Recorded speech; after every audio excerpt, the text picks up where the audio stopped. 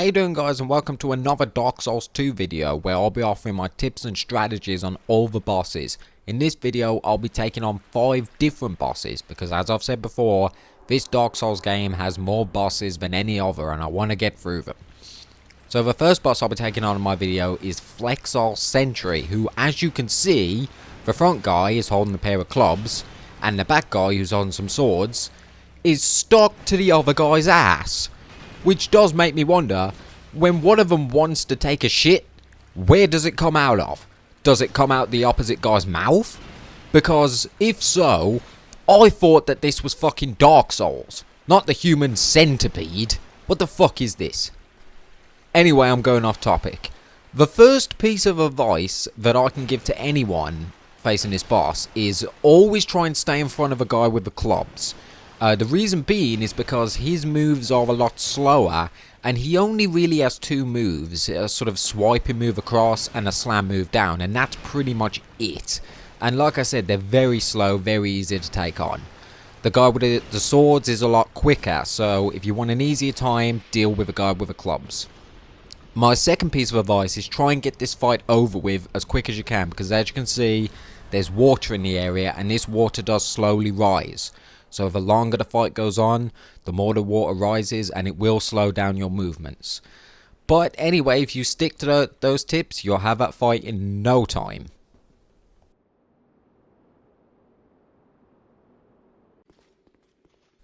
Okay, so the next boss I'll be taking on is the Ruined Sentinels, and there's actually 3 of these. There's 3 enemies for this one boss fight and you have to beat them all. Now this may be very off-putting to some people, but it's not as difficult as you might first think when you first get into this boss area. So my first piece of advice is when you drop into the level, you'll be on a sort of ledge with one of them. Now I strongly recommend that you go all aggressive with this guy. Try and take him out as quickly as you can, because at this moment in time, the other 2 haven't entered the fight yet. So you want to take this guy down as quickly as you possibly can before the other 2 enter, because then essentially it'll be a 2-on-1 fight as opposed to a 3-on-1, and that will make your life a lot easier. My second piece of advice is that eventually the second guy will jump up on this ledge. Get a few hits in on him before you jump down, and you are going to want to jump down eventually, because sooner or later the third guy is going to jump up and you don't want to be fighting them both on this small ledge. So as soon as the second one jumps up, you jump down. Now this can be kind of difficult because they're both going to be coming at you at the same time and they both have long reaching weapons.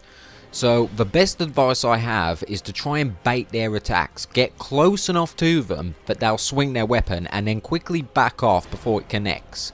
And hopefully you should have enough time to run in and get a few hits in before the other guy can do anything. Now, both the bad news and the good news. The bad news is that, as you can see, these guys have shields and they can be a real bastard. You know, just when you think you're making good progress, they can raise it and block all your attacks. The good news is that sooner or later in the fight, I guess they'll get fucking bored of that shield or something, because they'll eventually try and throw it at you, and this is an incredibly easy move to dodge, so you don't have to worry about that. And the good news is that obviously once they've thrown their shield at you, they can no longer use it for defense. So you can quickly go in and just get some damn good hits on him and he has no way to defend himself whatsoever. Try and get rid of him as quickly as possible, and then it will turn into a 1-on-1 fight as opposed to a 2-on-1 fight.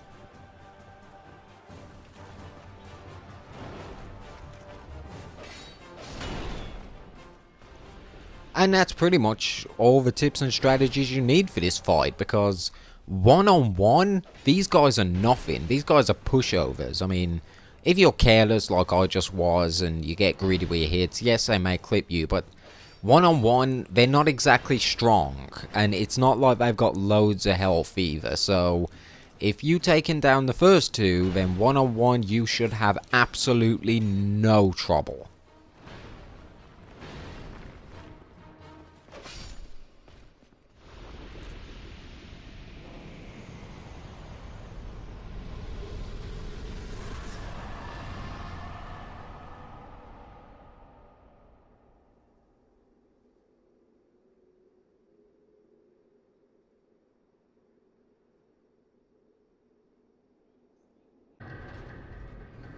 Okay, so the next boss I'll be taking on is the Belfry Gargoyles. Now, these are an optional boss that are part of an optional level. So you don't have to come here if you don't want to, and you don't have to fight these guys if you don't want to.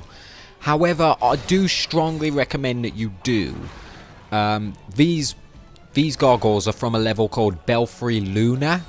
And it's an incredibly short level, so you don't have to worry about slogging through it. And, well, basically the level is just this. It's just the bosses. That's pretty much it. Just a run up to the boss and then the boss itself. That's all there is to the level. However, once you beat this boss, you can go a little further on and you can pick up a few items. And one of the items is a key. It's called the Key of Bastille. And this key will seriously help you in the next boss fight. Okay, so again, you don't have to do this if you don't want to, but if you don't, you're not going to get the key. And if you don't get the key, then you're going to have a tougher time fighting the next boss fight. So anyway, as you probably noticed, the Belfry Gargoyles, there's not just one of them, there's a shit ton of them. It starts off just a one-on-one fight, but then slowly, over time, more and more will break out of the statues and come to life and try and attack you. They've all got pretty much the same attacks. They have sort of spears, I guess you could call them, and they breathe fire.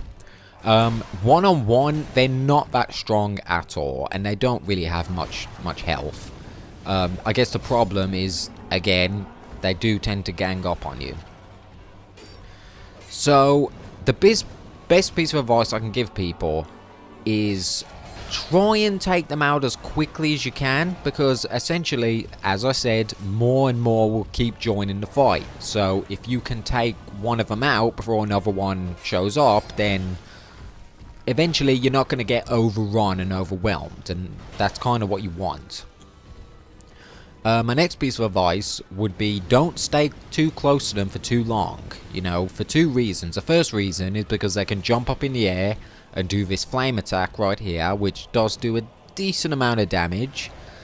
And the second reason is because if you stay too close for too long, dealing damage to one of the gargoyles, the others could sneak up behind you or just outright overrun you. And like I said, one-on-one, these guys are not too difficult at all, but when they're all hitting you at the same time, you'll be very lucky if you get out of that alive. So anyway, keep running around the outside of the arena until you see a chance to open. Like, for example, if one of the guys breathing fire, like he just was, you can run around to the side of him where the flames can't hit you, and you can get some damn good hits in before he can finish that animation. But again, don't get greedy with your hits. Don't stay too close for too long, because you will get overrun.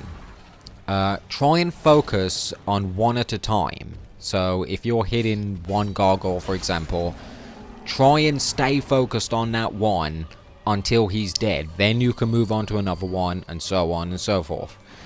And this fight is definitely a lot more intimidating than it is difficult. Okay, so a lot of people may be put off by the sheer numbers of the gargoyles that are coming after you, and a lot of people may be put off by it's not really the biggest arena in the world, so you don't really have many places to run away from them. But just stay calm, keep your cool, and remember, take on one at a time.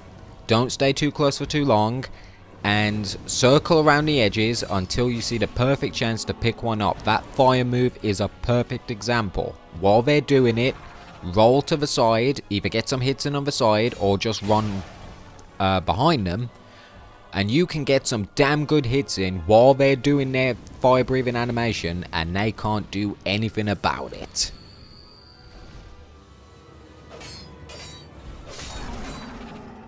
And there you have it, that's another boss dealt with. So after you beat those gargoyles, move through the level, pick up the key, don't worry, it's a very short level, and then you can move on to the next level, Sinner's Rise. And before you fight the boss in this level, there are a couple things you want to do, and this is why you're going to need the key. So, first of all, you're going to make sure that you have your torch lit. Now, this game's different to other Souls games, for example. You can only light your torch at a bonfire. You can't just pull it out and it's automatically lit. Along the level, there are these sort of braziers around, and you can light them. I've already lit this one. So, what that means is that if you do accidentally put your torch away, or it goes out, say if you're fighting, for example, or you know, instead of running all the way back to the bonfire, you can light it at one of those braziers you lit. So, when you get at the bottom of this elevator, turn around and you'll see another brazier. Again, I've already lit this one. It's very important you light this one because you are going to be going through water now, and it can be very easy for it to accidentally go out. If you roll, for example, your torch will go out. And again, when you get out of here, there'll be another one. Make sure you light that, just in case your torch does go out. That way you can just relight it from one of them, as opposed to having to go all the way back to the bonfire. Okay, so before you go through the fog door to the boss, make your way up both sides of these stairs and use your Bastille key on the gates. And just in front of you, there'll be a sort of trail of oil, I assume it is anyway. And so if you light it, this trail will go into the boss room fight, and that will make it easier. After you've done that, make your way down the stairs, up the opposite side, again, use the Bastille key again, and do the exact same thing. And that will make the boss fight easier. I'm not going to say it's impossible without doing this, because I'm sure it isn't. But every little bit helps, because this boss can be very tricky, so any advantage that you can possibly get, you want to take advantage of it.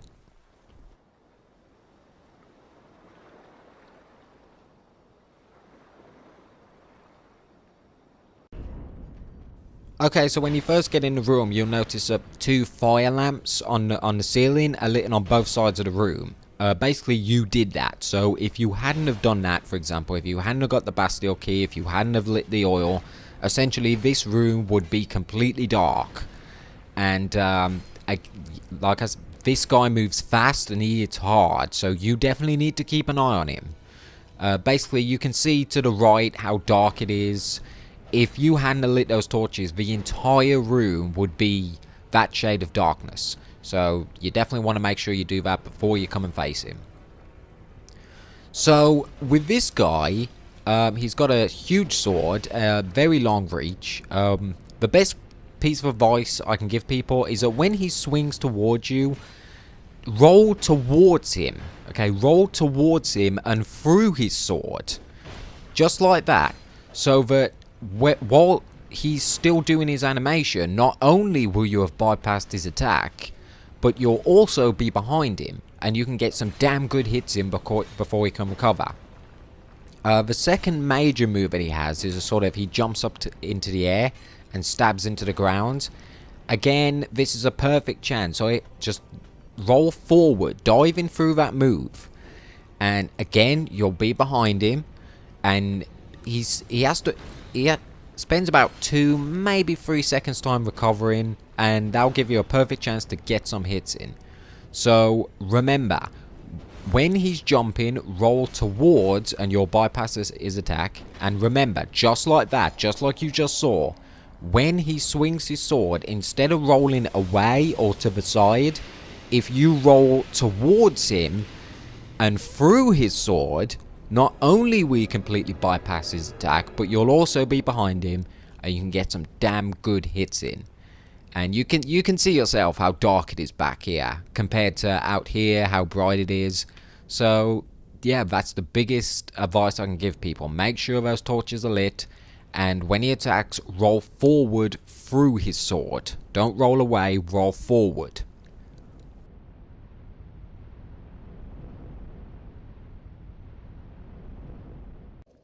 Okay, so for this next boss, again, there is something you should do in the level before fighting the boss. It will make it a lot easier. Again, you are going to need your torch, so make sure it's lit at the bonfire. When it is, just continue through the level pretty much the only way you can until you get to a bridge. When you get to the end of the bridge, take a left and climb up the ladder. And now I think we should flip that epic switch.